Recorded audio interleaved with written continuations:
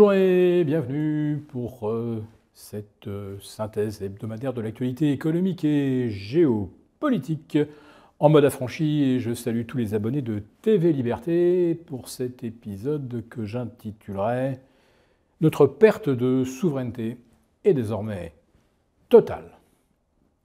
Bon, la perte de souveraineté du peuple sur ses gouvernements, sur ses institutions, c'est quelque chose dont on mesure parfaitement l'avènement depuis le mois de mai 2023.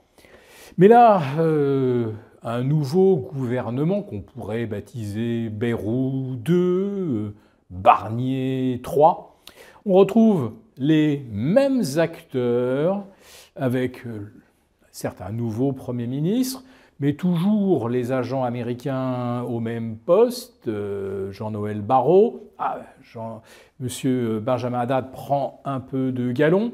Il y a toujours les euro-atlantistes qui sont bien présents, avec Manuel Valls, incontournable, Elisabeth Borne, on a aussi Renaud Muselier. Bref, tous ceux contre lesquels les Français ont voté, toutes les options politiques nationales et internationales contre lesquelles les Français se sont prononcés, eh bien, on retrouve aujourd'hui au gouvernement exactement les profils dont les Français ne voulaient plus.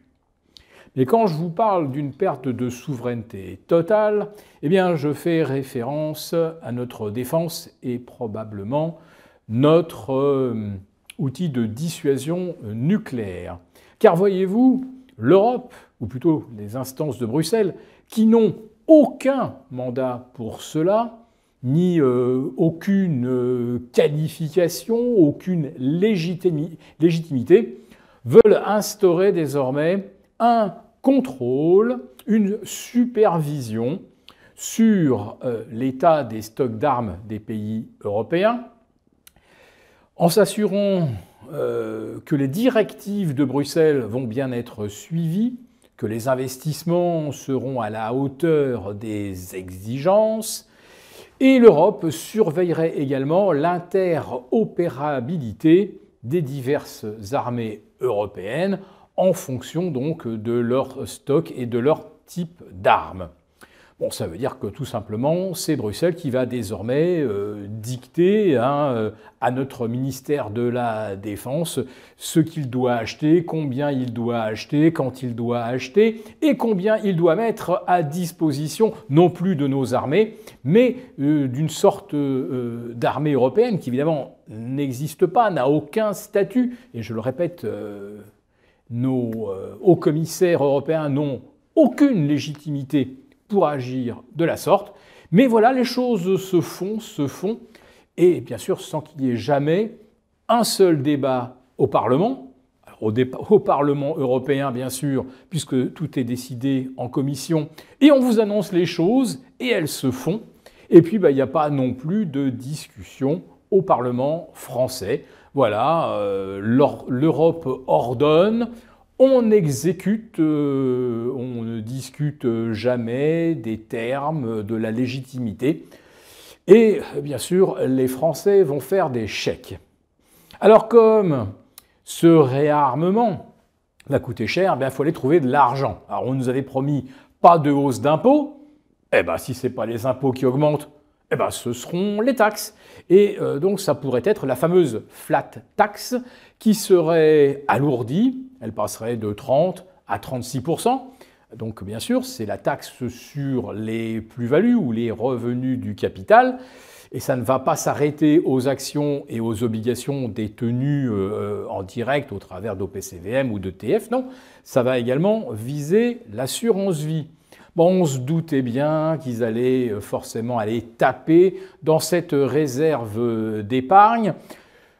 En fait, peu importe la composition de votre assurance vie, de toute façon, vous allez être davantage taxé, tandis que le rendement des placements dits sans risque, lui, va continuer de baisser. Oui, parce qu'on nous explique aussi que les banques centrales vont baisser les taux, donc la rémunération de votre épargne.